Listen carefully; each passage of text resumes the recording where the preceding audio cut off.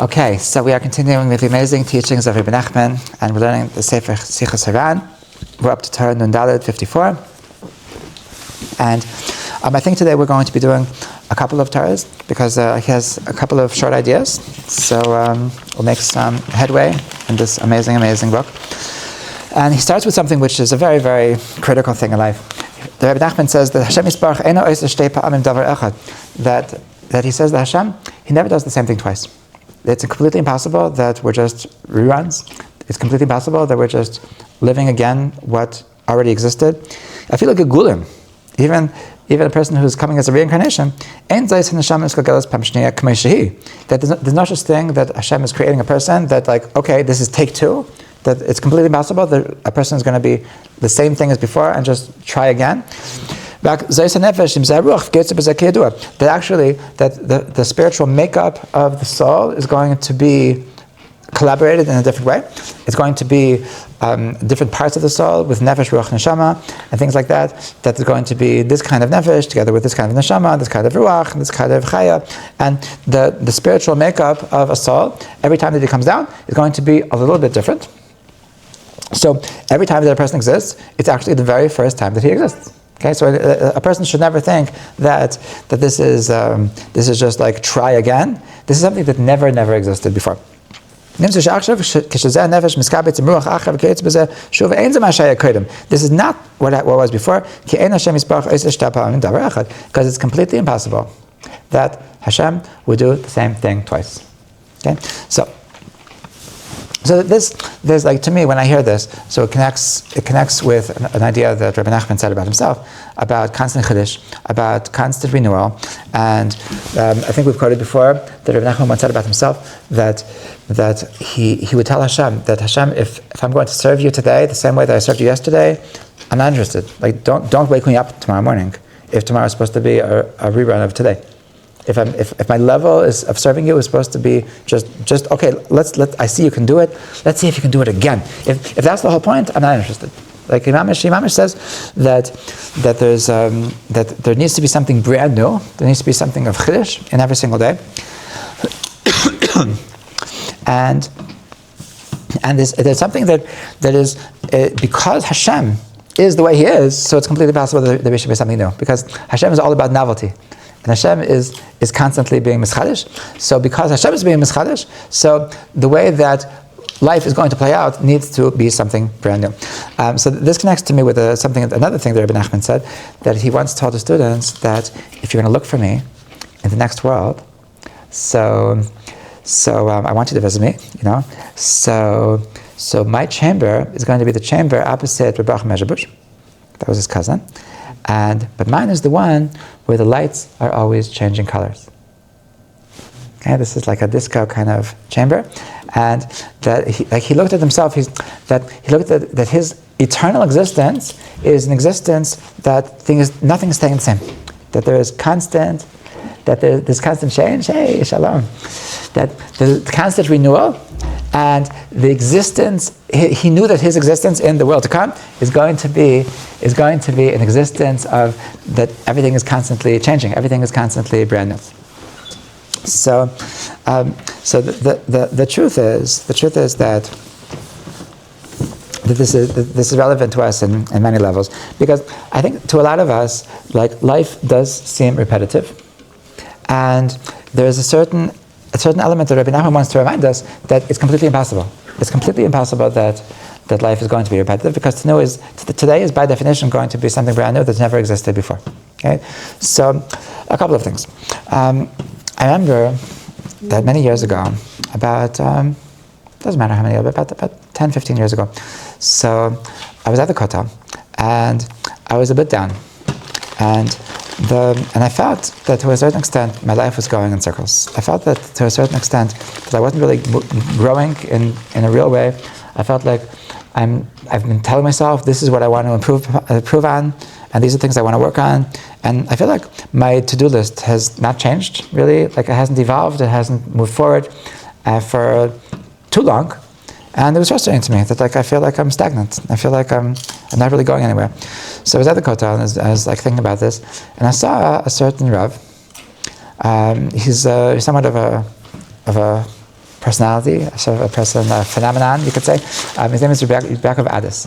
He's a Kabbalist of sorts, and he's interesting the way he sometimes he goes to the Kotel and he shouts Shema Yisrael, and he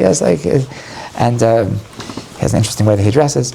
Anyway, so I went over to him and I said I was able to get to him, and I said, Rabbi, I'm a little bit down. I feel like I'm going nowhere. I feel like I'm the things that I'm working on are the same things. He told me something very interesting. He said, you should know that it's completely impossible that whatever you're working on is the exact same thing as before. The mere fact that you're older than you were before.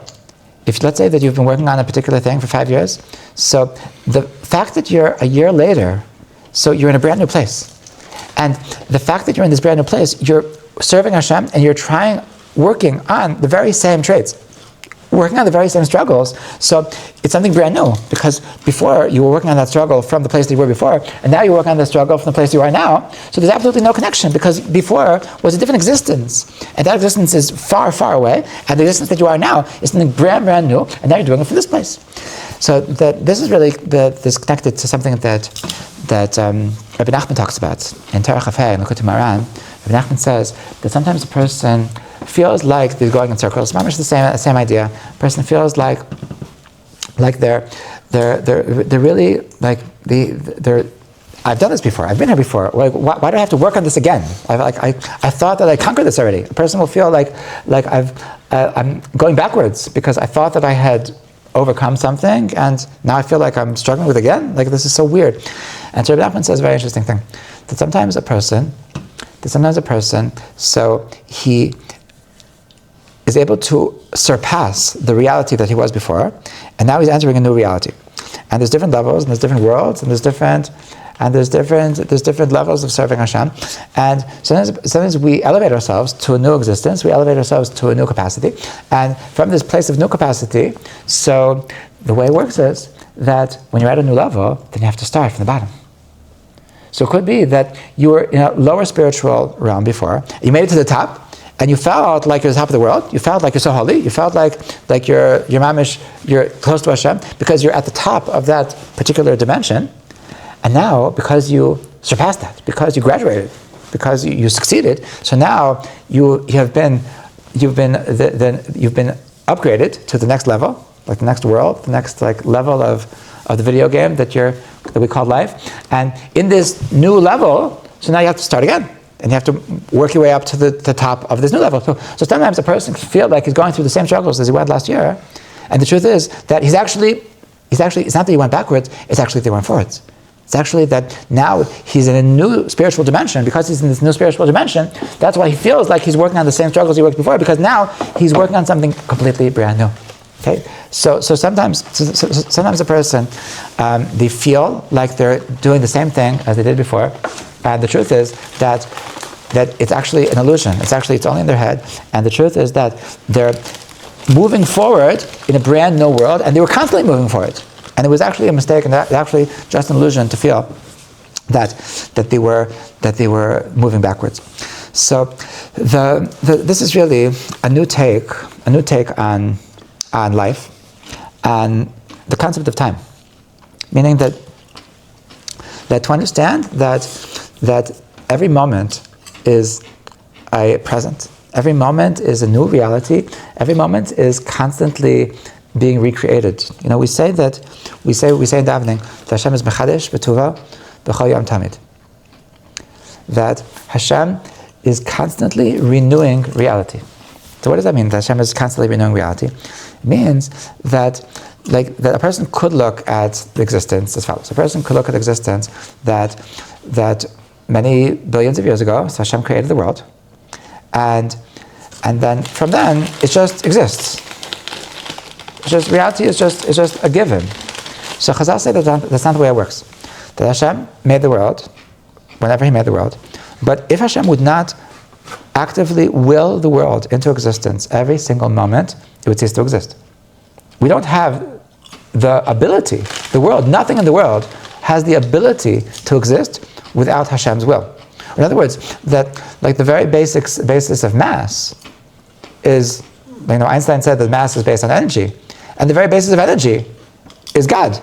So if God would cease to cause the energy to exist, so the energy would cease to exist, and the mass would cease to exist. So it's only because of God's constant will that the world is continuing to exist. So this is a new take on reality, that when we look at it like this, so then then we know that the moment which is here today has never been here before. It's absolutely not just a continuation of before. That actually, the continuation is a bit of an illusion. And there is a new will of the existence of this moment, which didn't have to exist and never existed before. So the existence of today is something that Hashem wanted to exist, and Hashem willed it to exist, and Hashem put us into this situation that has never been here before. So this is, the truth is that this is really connected. This is really connected to the concept of Kedushas Hazman. Okay, that we talk about the fact that every day has its own energy. Now, Shabbos has an energy that doesn't exist during the weekday. Chagim have a certain energy that don't exist when it's not Chagim. We even talk about, when we talk about astrology, so we talk about that there's a certain energy of every month. And right now, so like there's like with the energy of Kislev, and like there's certain energies which Kislev and the Sefer Yetzirah talks about. What's the energy? What's the midas of every month? And there's certain vibrations which are permeating through the world during this month that doesn't exist the rest of the months, or it doesn't exist to the same extent during the rest of the months. And the same is true with Shabbos, the same is true with Chagim, the same is true that the truth is that according to Kabbalah, that there's a certain energy of Sunday, there's a certain energy of Monday, there's a certain energy of Tuesday, there's certain energies which is of course connected to the Sefirot, and there's a certain energy that exists in every single day is completely unique. Completely unique. It's completely impossible that yesterday is simply a rerun of that today is a rerun of yesterday. And there's certain energies which exist in the world that didn't exist yesterday, and tomorrow is going to be brand new energies that didn't exist today. And so every time that we're facing the challenges of life, so we're facing the challenges of life with the energies that exist. And so that what it takes to overcome our anger today is not the same thing as what it takes to overcome our anger tomorrow. What it takes to overcome our stinginess today is not what it takes to overcome our stinginess tomorrow. What it takes to overcome our getting frustrated and getting anxious and getting depressed is that every day is a brand new challenge. That simply because of the energies which are invested in the time. So every day has this spiritual makeup, and we are just flown into this reality, and so we have to deal with the challenges from a brand new place. And that's why, like, the truth is that sometimes that we ask ourselves, like, how come yesterday this was so easy for me and today it's so hard? How come yesterday I was in a good mood, today I'm in a bad mood? Today, how come there's just, yesterday I could take it, today I can't take it? And this is because there's a certain energy in the time, and we're moving through time, and we're experiencing these new ways that Hashem is throwing reality at us. And so actually, every day is a brand new test. Every day is a brand new struggle. And we need to know that every single day is something that never existed before. Every single day is something that is exciting. Every single day has meaning. And even when it seems like we're just going through the motions, but the truth is that that this is something which is brand new, something that never existed before, and we are being called upon to do it today. And so this is something that I think can be somewhat comforting. That like at times a person can feel like this is silly, like I'm not getting anywhere, and to remind ourselves that Hashem depends on us, that Hashem is waiting for our ability to succeed. He's waiting. He's that the entire existence of the world. You know, there's a very interesting idea. It says that really, that time as we know it is actually an expression, is actually a result of the fact that Adam and Eve sinned in the tree of knowledge. Really, the history of the tree of knowledge. Oh, okay. It says that really Adam and Eve, they were supposed to succeed. They were supposed to succeed. They were supposed to not eat from the tree of knowledge. If they wouldn't have sinned, so what would have happened? So then they would have gone straight to Olam Haba. it would have been automatic Mashiach. It would have been automatic Geula, and that would have been the end. That would have been the end. They would have, and so Adam Arishon, Adam and Chava. So together they were a collective soul. We were all somehow part of Adam and Eve's soul, and we would have been part of that experience of succeeding in their one trial and moving forward to the Geula, and we would have been part of that. And the entire 6,000 years. Could you give me a cup, please? That the entire 6,000 years would have been encapsulated in that one day. Boring. Right? That one day of creation, that one Friday. Tomorrow is Black Friday, right? Mm-hmm. So this would have been this is that White Friday, that big Friday, the awesome Friday, which would this awesome Friday. So it actually, in a certain sense, encapsulated everything that we've been experiencing. Thank you so much for 6,000 years, for 5,886 years. 5,786 years. So it was all encapsulated in that one day. Like I can imagine, if you take this, if you do I don't know how many times you would have to, if you when you see a video on fast forward. So, if you listen to an audio on fast forward, so the entire existence of Adam and Eve on that one day. So it was one day that had inside of it 6,000 years. And it's taking us 6,000 years to fix what was supposed to be done in that one day, in that one Friday, right? So every day is something brand new, and that tikkun that was supposed to have taken place in that one day. So now it's being spread out over 6,000 years, and every time that we're fixing this day is one step closer to the ultimate geula.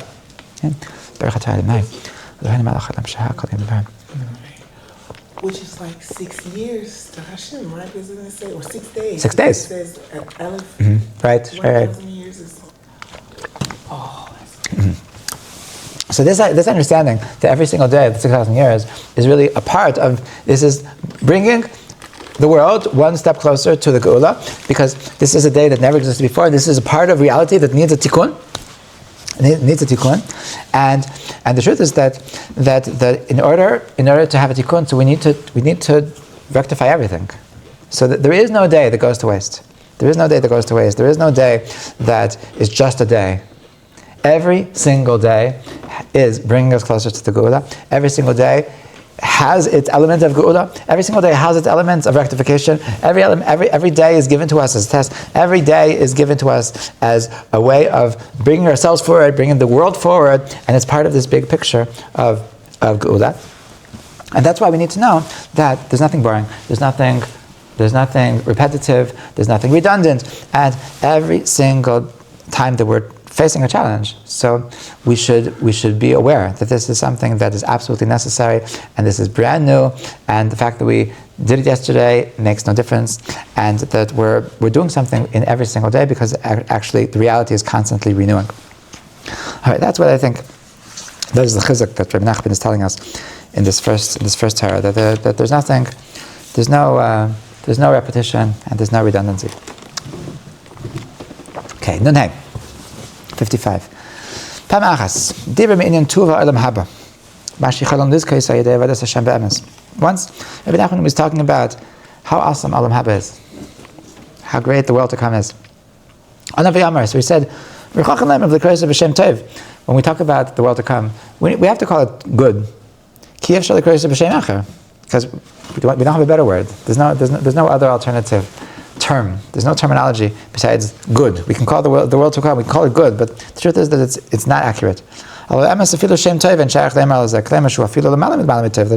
whatever we consider good, so the world to come is actually greater than that.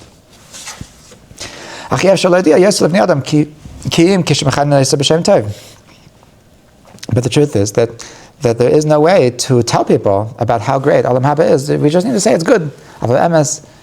Really, the truth is that how good Olam Haba is, that there is nothing in this world that can compare to it. So it's really impossible to describe how good Olam Haba is.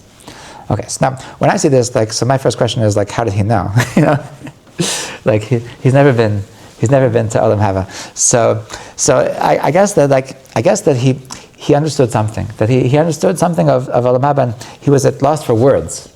Meaning that his problem was not understanding. His problem was that the world of language doesn't really support this greatness that he knew for a fact is part of the world to come. And the truth is that I think it makes a lot of sense, because the Ramchal writes that what is really the essence of Olam Haba? The essence of Olam Haba is connecting with Hashem. Now, why? And in case you're not so excited about that, in case you're not excited about it, I remember once I was talking to one of my teachers that I was claiming that I don't believe in doing things for the world to come. I read somewhere that in the world to come, so you have they have a party and everybody gets a slice of fish, and that doesn't excite me, Rabbi. I'm vegetarian, and I'm not vegetarian, but fish, the concept of fish doesn't really excite me, and so if that's there has to be a better reason. There has to be a better reason to keep Torah. There has to be a better reason to be religious, and so. Is it wild salmon? Hope all the salmon is not offended by my lack of being oppressed. It's gefilte fish. Gefilte fish. It's all, maybe Gehenna and Gan Eden, it's all the same. It's a piece of gefilte fish. If your soul is the way it should be, so then you feel paradise in the gefilte fish. If your soul is not the way it should be, then when you eat the gefilte fish, then it's going to be hell. So I was telling him I don't like this gefilte fish, even the salmon. It doesn't really excite me. I don't think that's good enough of motivation to keep Shabbos. And I was telling him that's beneath my dignity to live a life of morality for a piece of salmon. I was claiming I'm above that. I do this because I actually care. Hashem, I can do without my salmon. And so he explained to me something very simple, and that is that which is really what I think what Rav Nachman is trying to say, that Hashem can give you anything. You're not impressed. Hashem has everything you're looking for. Hashem, whatever you like pizza, Hashem will give you pizza. You like steak, Hashem will give you steak. You like a spa, Hashem can give you a spa. And the truth is that what the Ramchal writes is that all of the pleasures in the world are actually nothing in compared to how awesome Hashem is. And in this kind of, whenever I teach this idea from Ramchal, so I always quote a beautiful teaching from Rabbi Noach Weinberg, Zechron Livracha. He started the Eish HaTorah Yeshiva, and so he has a beautiful Torah called the 5 Levels of Pleasure. And so the 5 levels of pleasure goes like this: that a person wants a person we're programmed to want to enjoy life, and so because we're programmed to want to enjoy life, so we need to become connoisseurs of life. Connoisseurs of pleasure. So we wanted to divide all the different pleasures into different levels in order that we should make sure that we don't waste our time on the lower level pleasures, and we should be able to spend our time getting the higher levels of pleasure. Right? You don't want to imagine if a person goes to a party, and I had this last night. There was a smorgasbord, and at one table, so they had this these fancy breads. And then next to that there was another table with a roll with tuna and very simple things.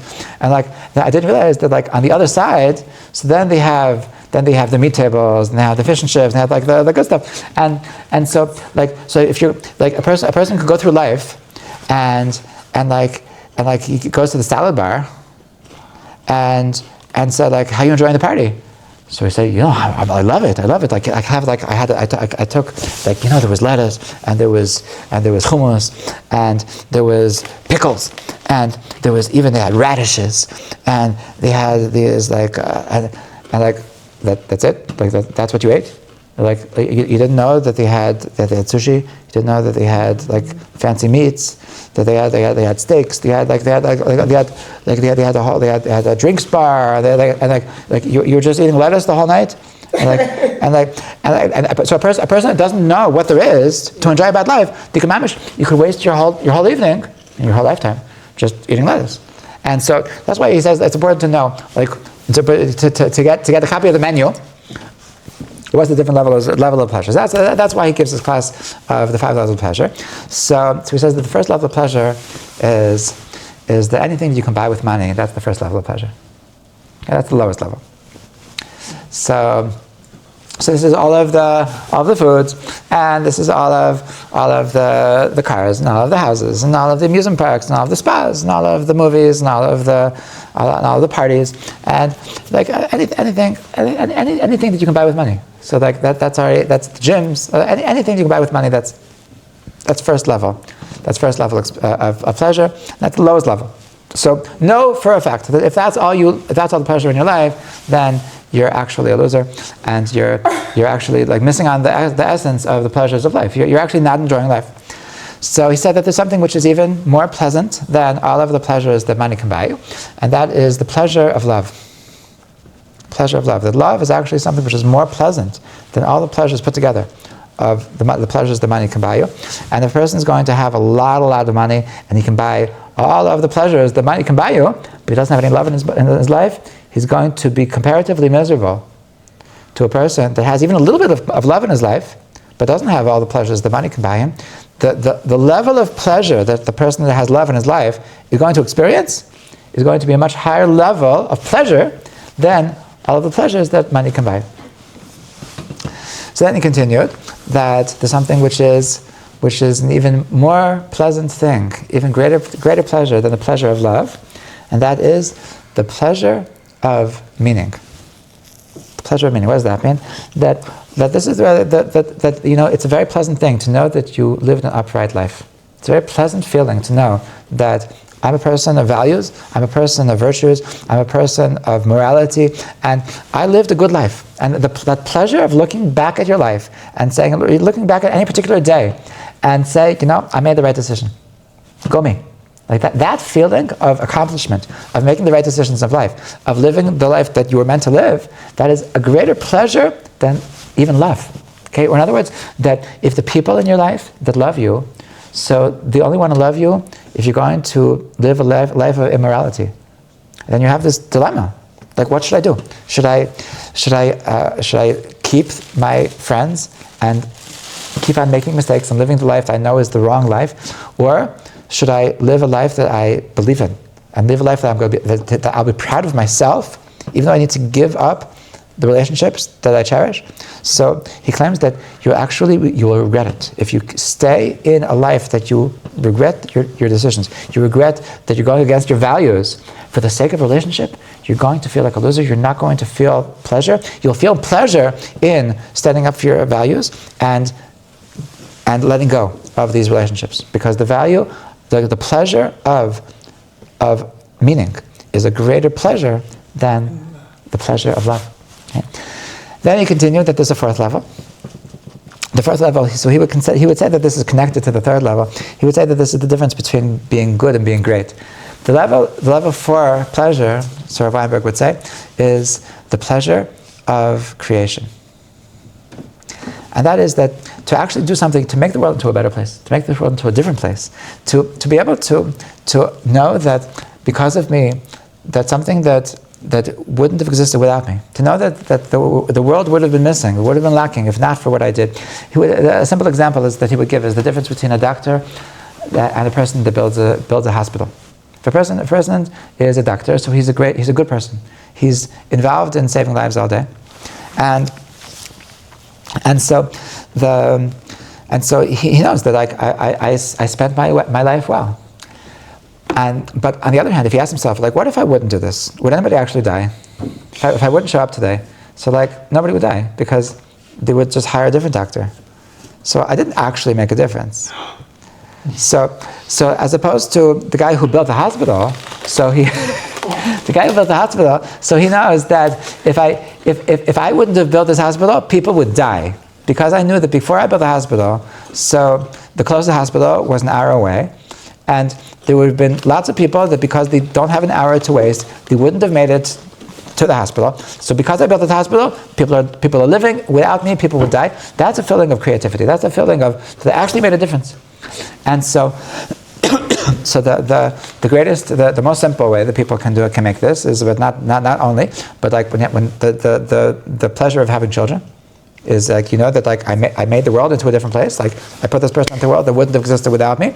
But that's just an example. Like that that a person should always ask themselves, like, am I making a difference? And the truth is that we are. Like a person everybody that makes a difference. Like the people don't realize how much of a value just a simple smile has. Like you can be that person. Like I realized this a couple of weeks ago. Like I have a thing that wherever I daven, even if I'm a guest, but like I'll pretend that like it's my show.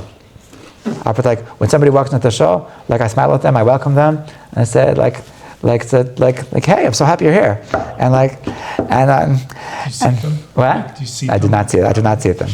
But it's like, but it's mamish. But like, I see how like a person walks in and they're like, I say like, hey, like it's Shabbos. I'm happy to see you. Like that makes their day.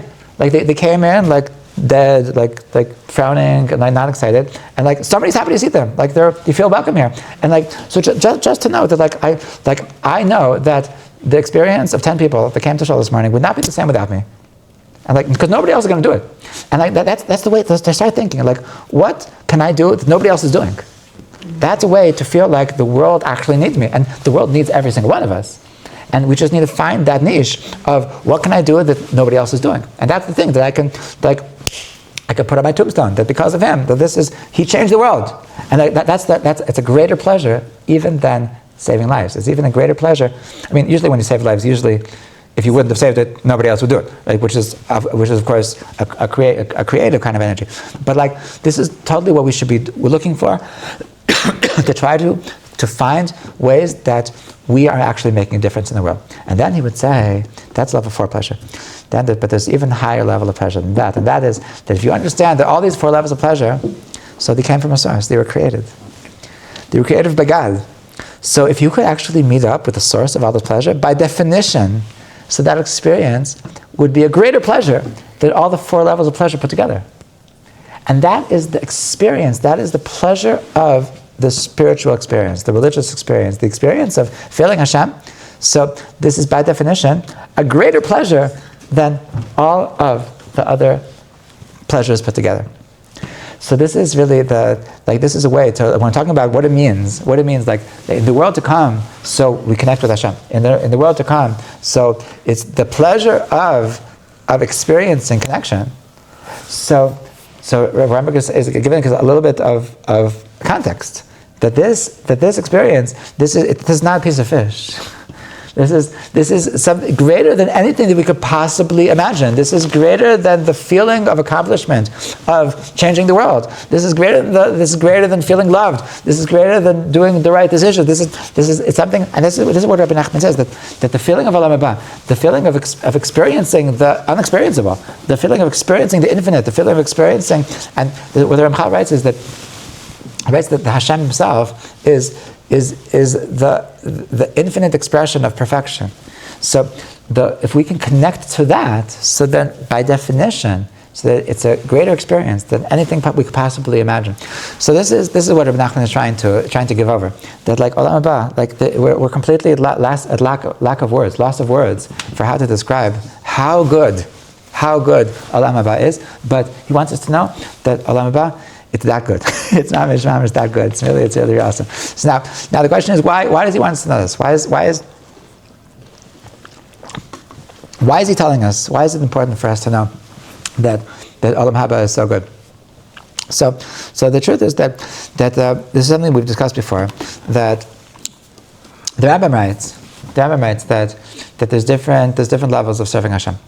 That there's a lower level of serving Hashem, in which we're serving Hashem because of the world to come, because like I don't want to do averes because I don't want to burn in hell, and I'm going to do mitzvahs because I'm interested in Olam Haba. I heard it's good. I heard that it's awesome to be in Olam Haba, so I want to be there. I want that experience after I die. And then he says, the Rambam says, that there's another level of experiencing life. There's another level of serving Hashem, and that's serving Hashem from love. When you're serving Hashem from love, so then it's not about, I'm doing it because I don't want to be part of Hashem. I'm doing it because I see the value. I see the inherent value. The Rambam writes, what's it mean to do from love? That I do the truth because I see the value in truth. That I see that it's just the way it's supposed to be. That truth is what attracts me to living a life of Torah, to living a life of spirituality, of holiness, because I see that it's just the way it's supposed to be. I see how messed up it is to live a life of immorality. I see how messed up it is to live a mundane, secular life, and because I see the inherent value of kedusha, so that's what attracts me to kedusha. So that is a higher level. That is a higher level of serving Hashem. It's coming from a deeper place, and it's coming from a more devoted place. Okay, it's like I think it's a little bit. It's coming from a mature place, and so. However, Rabbi Nachman says that even though it's important to try to elevate ourselves to a higher level of existence, to a higher level of motivation, but nevertheless we can never forget the base level. We can never forget the base level, and that is for a simple reason that what's nice about elevated levels is because it's actually mature. It's actually the way it's supposed to be. What's not nice about elevated levels is that they aren't constant. They aren't constant. It's something you have to be on an elevated place to feel this feeling of, yes, I want to do the right thing. Because sometimes we're just not in the mood.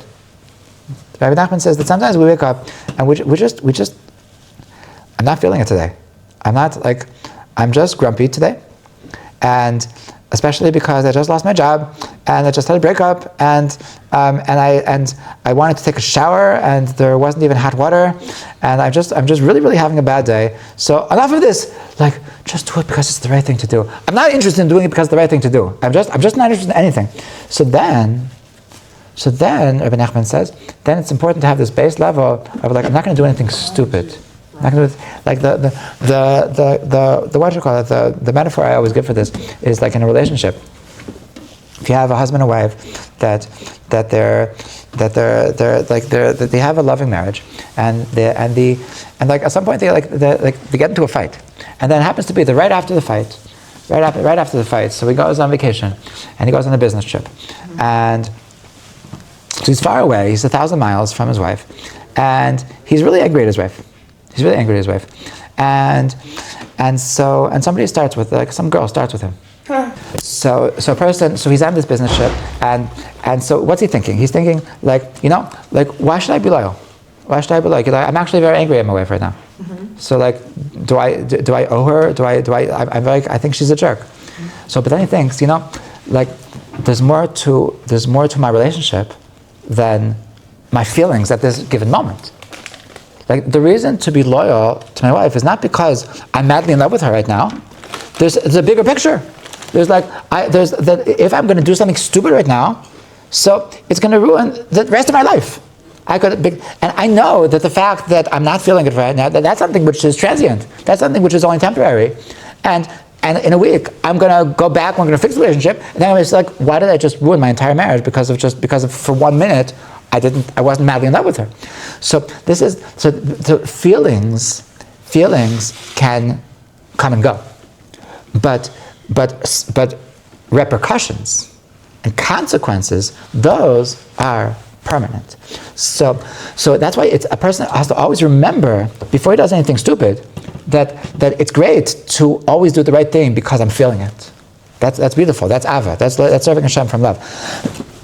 But a person needs to also know that even if I'm not feeling it, there's a reason to do it just because that there's repercussions. That when I die, so something's going to happen to me. I'm going to have an eternal existence of Olam Haba, or the opposite. And so that's why Rabbi Nachman wants us to know, Olam Haba, it's so good. It's so good, Olam Haba. So even if you're not interested in feeling Shabbos because Shabbos is so awesome, I'm not feeling Shabbos. I'm not feeling Shabbos right now. Don't stop telling me that Shabbos is so much fun. Because for me, Shabbos is not so much fun. And so Rabbi Nachman is saying, okay, I get it. I hear you. Like I respect that.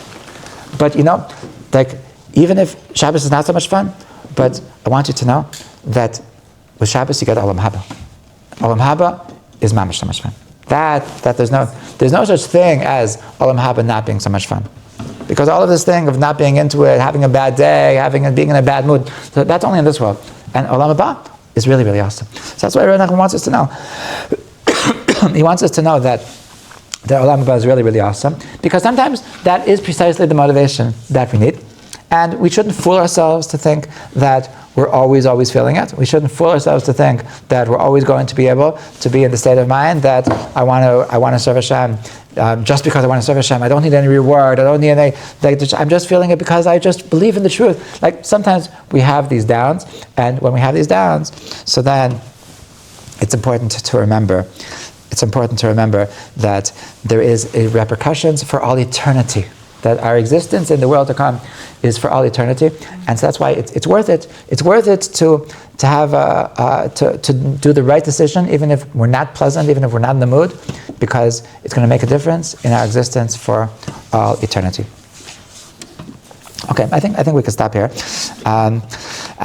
so we'll pick up next time with Nun Vav, and I bless us all that we should connect to these ideas, to know that every single day is something completely brand new, to know that every single day is a new existence and has never existed before, and this should give us an exhilaration of this creation, and to know that we're working towards something awesome, and to know that there's always going to be a repercussion, there's always going to be a reward, there is nothing that we do that Hashem forgets. There is no decision that is just, it doesn't matter, that every single step is precious before Hashem. Every single step is going to give us an infinite and eternal place. It's going to affect our soul in a way that we don't feel in this world. But we know that it's true. We know that the more that we work on ourselves, the more that we connect to Hashem, so it's actually affecting us, it's actually transforming us in a way that's changing our reality in the world to come. That's changing us in our ability to connect to the bliss of an infinite God. And this is something that can mamish inspire us. This is something that can mamish give us motivation, that even when we're not in the mood, B'ezrat Hashem. Okay, l'chaim.